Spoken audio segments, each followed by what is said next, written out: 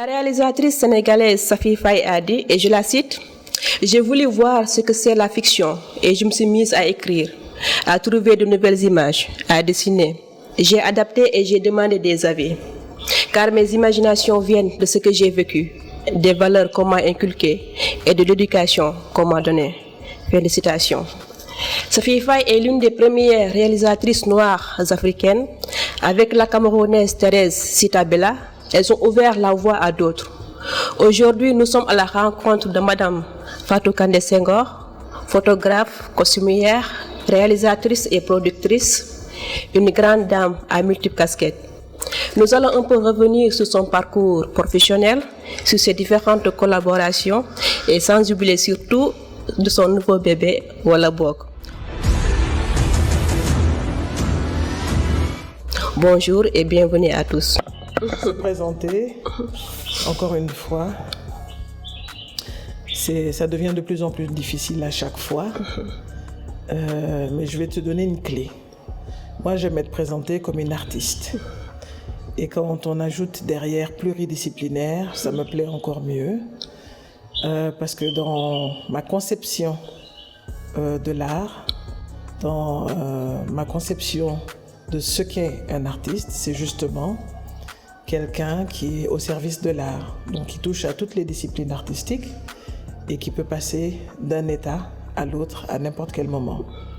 Moi, ce sont les thèmes et les sujets qui m'intéressent. Et une fois que j'ai le thème et le sujet en main, je pense tout de suite public. Et dès que j'ai déterminé le public qui m'intéresse, à ce moment-là, le médium est décidé. S'il faut parler à un groupe plus nombreux, plus populaire, je vais tout de suite vers les plateformes, les télés, vers la technologie nouvelle. Si le débat monte d'un cran et qu'il a besoin d'être entendu sur un espace spécifique, à ce moment-là, le médium il change. Ça peut être une expo, une installation, un livre, une pièce de théâtre, une chorégraphie. Je ne recule devant aucun de ces médiums-là, justement, parce que le propre de l'artiste, c'est être en conversation avec des gens. Donc voilà qui je suis, juste une artiste. Voilà, et en fait, qu'est-ce que ça fait d'être une personne pluridisciplinaire? Quels sont les avantages? J'imagine que ça marche comme la schizophrénie, ça nous donne le droit de changer d'attitude tout au long de l'année, tout au long des années. Et surtout, ça nous donne un côté populaire intéressant. Parce que du coup, moi, le gamin dans la rue de Pikine, connaît ou Wala Bok, ou ma série de photos sur le rap. Et que quand je me déplace dans le Dakar culturel, où il y a des gens plus adeptes au milieu mainstream de l'art, les gens connaîtront ou mon bouquin, ou une vidéo d'art, ou une installation. Donc du coup, j'ai un côté transversal comme ça qui me plaît. Je peux circuler d'un horizon à l'autre en étant constante. Constante dans ce que j'aime faire, discuter, parler avec les autres. Ça c'est sûr. Et en fait, à la base, vous êtes photographe. Voilà. Et quelques années plus tard, on vous voit en tant que réalisatrice. Qu'est-ce qui vous a motivé à devenir réalisatrice? Donc, à la base, je suis une voyageuse. À la base, je suis la fille d'une famille sénégalaise, voyageuse, et qui a eu une énorme chance, c'est de voyager en Afrique. Beaucoup. De voyager et d'y vivre, et pas seulement d'être en escale. Donc, ça m'a donné la possibilité de regarder la culture des autres. Ça m'a donné la place d'être l'autre, dans la culture de l'autre, presque toute ma vie. Et ça, c'est important, parce qu'on a la latitude de choisir qu'est-ce qu'on intègre à sa propre culture, qu'est-ce qu'on comprend, qu'est-ce qu'on adapte, qu'est-ce qu'on analyse, qu'est-ce qu'on retransmet. Ça m'a donné la possibilité de comprendre la vie, de grandir, d'avoir une ouverture d'esprit, d'avoir de l'humour, d'avoir de la dextérité. Donc ça nous ramène à passer d'un état à l'autre, d'une discipline à l'autre, d'une matière à l'autre. Pour moi, je ne suis pas passée photographe à réalisatrice. J'ai eu l'expérience de la vie, donc de voyager, et j'ai été à l'université. À l'université, j'ai fait les langues, la littérature, l'histoire et l'écriture de cinéma. L'écriture de cinéma, pour moi, dans une université, c'est théorique, c'est global.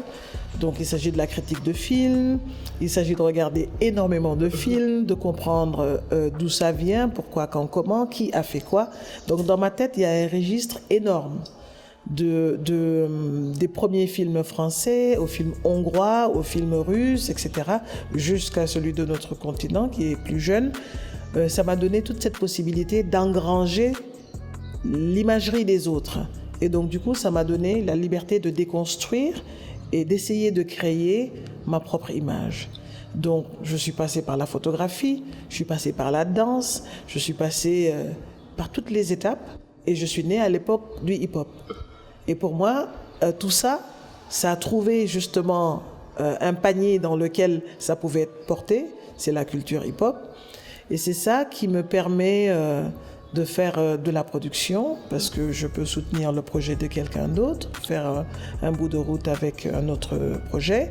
Et ça m'a permis de faire de la réalisation, parce que je sais ce que c'est, parce que voilà, tu apprends les choses et tu sais les faire. J'ai pas vraiment choisi de faire costume, mais Sembène me l'a imposé et j'en suis extrêmement redevable. Il a bien fait. C'est un bon poste pour observer le cinéma. Et voilà, et la photographie, ça fait partie de ma vie de voyageuse depuis toujours. Voilà, et on entend souvent, Moussa Sen Absa, réalisateur, ou bien Monsieur X réalisateur. En fait, c'est quoi être réalisateur? C'est quoi votre rôle, en fait, le rôle d'un réalisateur? Je le comparerais au chef cuisinier. Le chef cuisinier, il détient le secret de la recette. Mais cette recette, elle est faite d'ingrédients et elle est faite d'ingrédients manipulés par de la main-d'œuvre.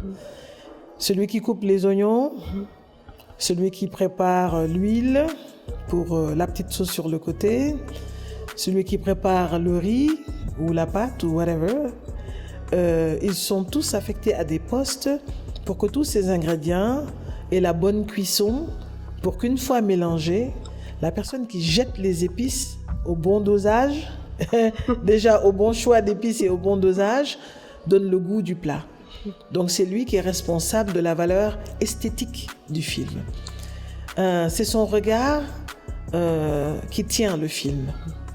Donc le réalisateur, c'est pas le grand Manitou, c'est pas le Dieu tout-puissant, c'est le manager.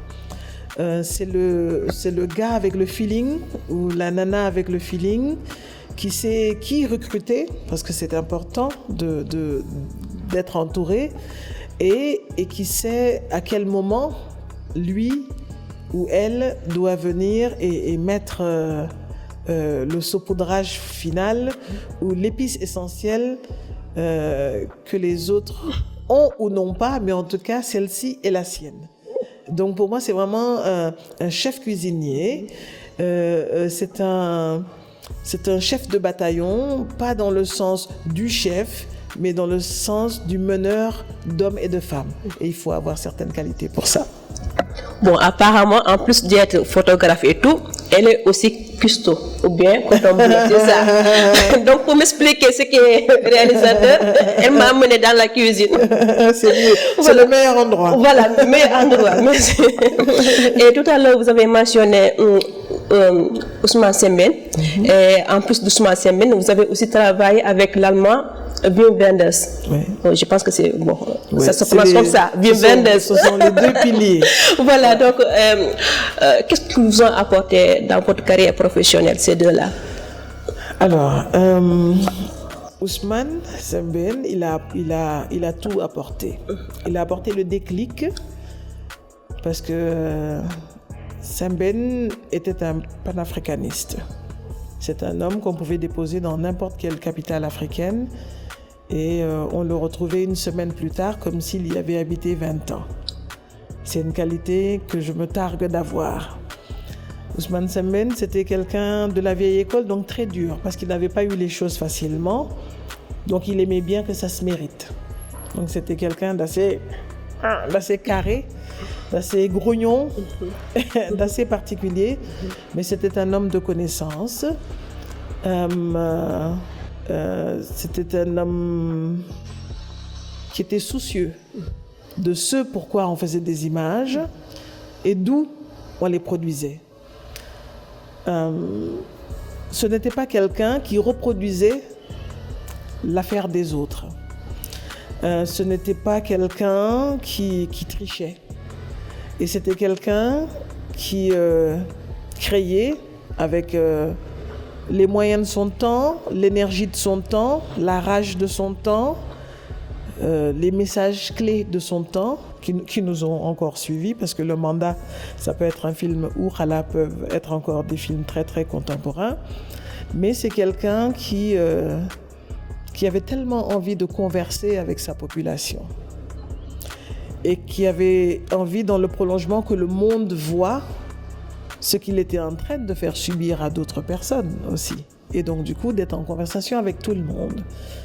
Et ça, c'était sa plus grosse qualité. C'était, je vais utiliser un mot que j'aime pas beaucoup, c'est visionnaire. Il a tracé une allée en pensant à l'esthétique, parce qu'on parle de cinéma, bien sûr, mais c'était un révolutionnaire en action. Il avait une arme et c'était le cinéma. Et ça c'est important pour les générations suivantes. Donc Sembène, c'était, dans le vrai véritable sens du mot, le mentor qui a fabriqué notre cœur, on va dire, notre cœur de lion et de lionne, notre cœur de battant, notre sens de la critique et de l'observation. Il a développé notre envie de dire non, on fait autrement, on fait différemment, ou non, c'est par ici que je veux passer et pas par là. Et ça, on a pris presque, j'allais dire, son caractère. et Wim Wenders, donc c'est deux personnes dont je connais le travail avant de les avoir rencontrés humainement et de les avoir bien rencontrés, puisque j'ai travaillé avec les deux et été très amie avec les deux, Wim vivant encore. Wim, c'est un précurseur chez lui aussi. Wim est d'une famille de médecins, où tout le monde a fait médecine. Et lui, au bout d'un moment, a dit, voilà, je suis capable de, mais c'est pas ce que je vais faire. Donc Wim sort de médecine et puis il rentre dans une période où l'Allemagne, où l'Europe en général est en train de créer son cinéma et il y prend une place. Il fait des films extraordinaires, il parle tout doucement, il me montre une autre facette que Sembène n'avait pas sur ce plan-là, une autre manière de travailler, une autre manière de réfléchir et de faire. Et les deux finissent mon éducation. Je finis par comprendre pourquoi on fait ce métier, quelle force de caractère il faut y avoir, quel positionnement il faut adopter et surtout quelle mission il faut pousser pour soi-même et pour les autres. Et très vite, ils m'ont appris que la transmission était importante. Partager, donner, être dans le collectif, avoir un poissy, avoir une bande. Et quel que soit notre niveau d'instruction, d'éducation, de professionnalisme, il faut pouvoir avoir des gens avec qui partager, des gens à qui transmettre. Donc les deux, moi, on finit le travail. Wow. Donc on peut dire que vous êtes toujours prête à travailler avec d'autres réalisateurs? Oui. Moi, j'ai une chance, je pense, c'est que je ne suis pas dans l'ego trip. Je sais travailler avec les autres créatifs et en général, j'ouvre les vannes, j'ouvre les portes très grandes. Et ça peut porter à confusion d'ailleurs, parce que les jeunes, là, ils aiment bien déterminer qui est fort et qui n'est pas fort, qui sait et qui ne sait pas. Et quand on est une femme, déjà, pour eux, c'est pas sûr qu'on sait. Quand on est une femme trop jeune, c'est presque sûr qu'on ne sait pas. Quand on est un peu plus en âge, oulala, peut-être qu'on ne sait plus. Je crois que c'est l'entre-deux qui marche, mais Mais moi, j'ai réglé ça il y a longtemps. Je suis le chef cuisinier. La saveur, c'est moi qui la donne. Donc, on saute, on tourne, on ne fait que remplir la tâche qu'on vous a confiée. Mais j'aime les gens qui comprennent et qui vivent la générosité. Je n'aime pas les gens qui tirent la couverture vers eux, et il y en a beaucoup. Mais c'est un métier qui est comme ça. C'est un métier où on veut dire que les choses marchent à cause d'eux, machin. Mais voilà, je reste sereine. Vous avez évoqué tout à l'heure de femmes et on parle de cinéma. C'est vraiment rare de voir des cinéastes ou bien des réalisatrices sénégalaises ou bien africaines en général. Selon vous, qu'est-ce qui explique ce phénomène? Écoute, c'est comme ça partout, c'est l'histoire du monde. Dans les écoles de cinéma à l'étranger, c'est plein de femmes. Elles sont dans des sections techniques, elles sont au montage, elles sont dans tous les autres postes de costume, maquillage, etc.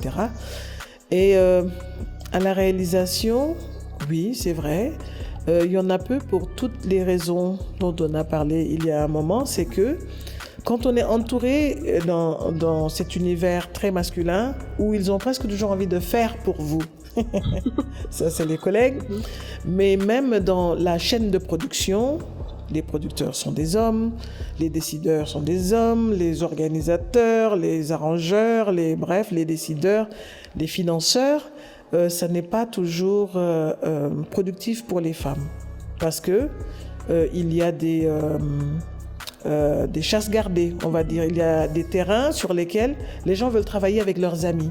Les hommes, leurs amis sont des hommes. Donc, ils veulent faire les choses avec des potes qu'ils connaissent bien, avec qui ils ont l'habitude de faire les choses. Et donc, du coup, ça réduit tout de suite le champ. Je ne pense même pas qu'initialement, c'était contre les femmes. C'était juste de faire les choses avec ses amis, avec ses proches, avec ses potes. Et c'est ça qui a fini par créer des clans, des bandes de garçons. Et donc, c'est facile quand les nanas arrivent et qu'elles sont différentes, parce que ou elles sont un peu garçons manqués, ou elles sont un peu chiantes, whatever, toutes ces choses qu'on met derrière nous. Très vite, on a une personnalité qui marque sur un plateau, et ouais, la misogynie naturelle remonte à la surface. Et voilà, c'est chiant de travailler avec une femme, alors qu'en fait, non. Ça ne l'est pas du tout. C'est juste culturel. Ça dépend de où est-ce qu'on a été élevé, quelle maman on a eu, quelle sœur on a eu. Et ça, ça va changer. Hein? Ça va changer. Il n'y a pas qu'en Afrique qu'il n'y a que très peu de femmes réalisatrices. C'est partout dans le monde. Et qu'il n'y a pas de femmes qui ont gagné des très très grands prix aussi, c'est normal. C'est une question de nombre et c'est une question de chance donnée qui commence à changer. Et ça, c'est les grandes institutions, celles qui dirigent le monde, qui doivent changer ça. Et ça commence à venir. Je vous donne un exemple. Dans beaucoup de productions occidentales aujourd'hui, dans les fonds de soutien, les fonds de financement, au projet, on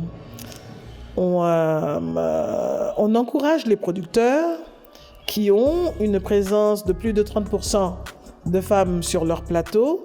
Vous avez parlé de fonds, donc on va revenir sur le fonds FOPICA qui pèse aujourd'hui 2 milliards. Donc est-ce que vous êtes prêt à être financé par le FOPICA? On est dans un métier d'économie et de droit avant que la création n'arrive. On parle d'argent, on parle de droit, on parle de fiscalité et ensuite on parle de création. Il ne faut pas se tromper, l'un ne peut pas aller sans l'autre. Il faut injecter de l'argent dans ce secteur, c'est clair. Mais il faut organiser comment on injecte l'argent dans ce secteur. Il faut bien identifier les marchés, l'audiovisuel, le cinéma, le local, l'international. De quoi parle-t-on? Pour pouvoir organiser l'accessibilité aux fonds. Et il y a beaucoup de gens hyper productifs sur le local, donc sur les plateformes, qui peuvent aussi ne pas être satisfaits de la gestion de notre fonds, le fonds sénégalais, donc qui est le FOPICA.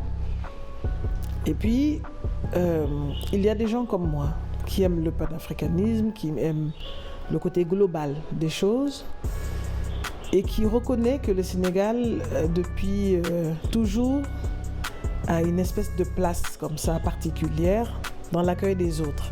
Notre notion de la teranga, ce n'est pas juste une invention, elle est réelle.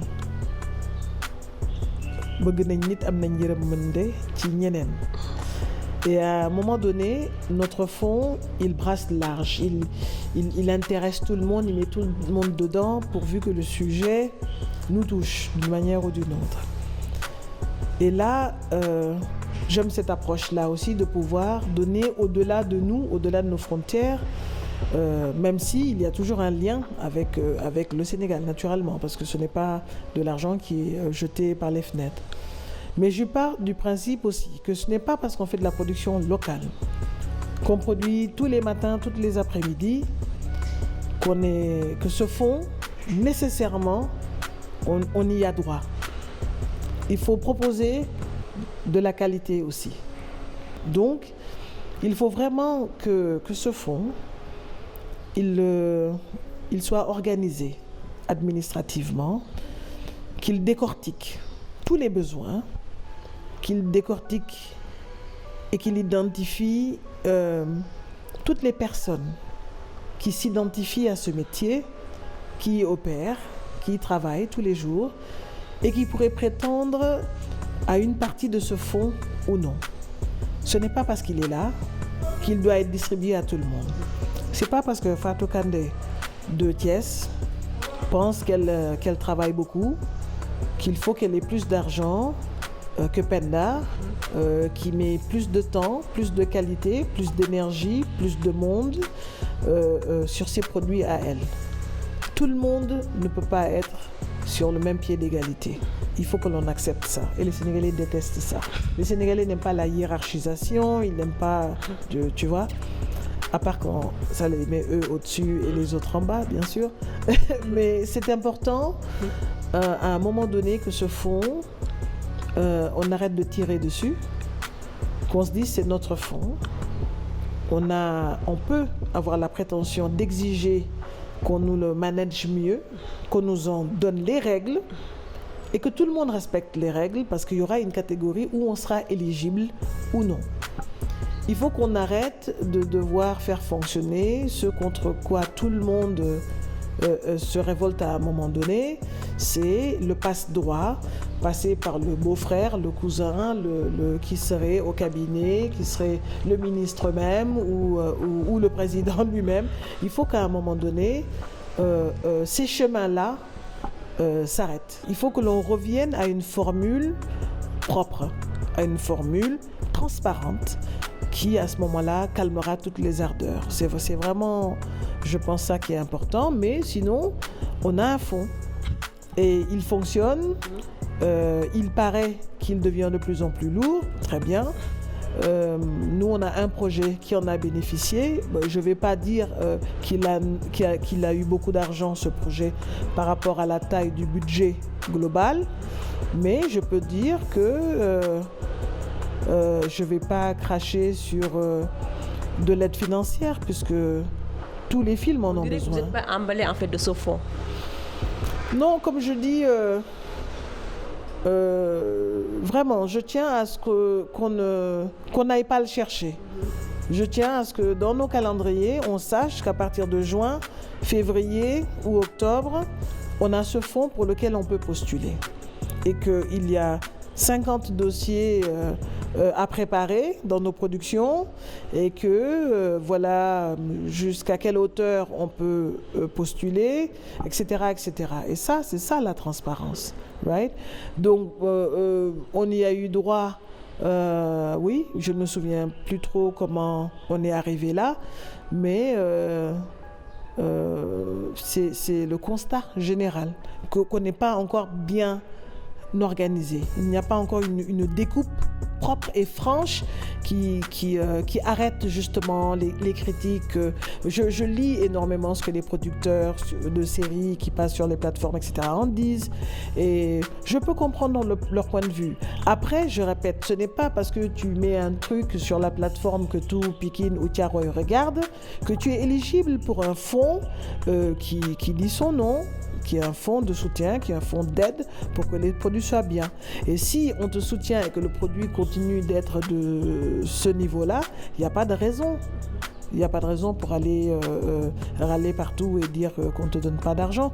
Ou pire, pointer du doigt et déclarer ceux à qui on en donne. Et parfois, on pense qu'on en donne aux autres alors qu'on n'en donne pas aux autres, justement. C'est juste leur business qui est bien organisé. Bien sûr que c'est un fonds qui nous emballe parce qu'il est à nous, en fait. Ce n'est pas un fonds de l'État, c'est le fonds des cinéastes. Souvent, on oublie que aussi, ce sont ces gens-là qui fabriquent la matière, que c'est pour ça qu'on s'organise autour d'eux. C'est là où j'ai un problème. L'objet du désir, c'est quand même nous, quoi. Donc il faut qu'à un moment donné qu'on se ressente et qu'on dise, si on va faire des choses qui leur plaisent, on va leur demander, on va leur parler, on va les impliquer, on va faire des bilans chaque année. On va pas mettre 1000 fonctionnaires autour de ce truc et on va le faire fonctionner de manière un peu politique. Ça, il faut que tous les États africains descendent aussi un peu de ça. On nous donne un truc et puis ils s'enroulent tous autour. À un moment donné, ça peut être très chiant, ça aussi.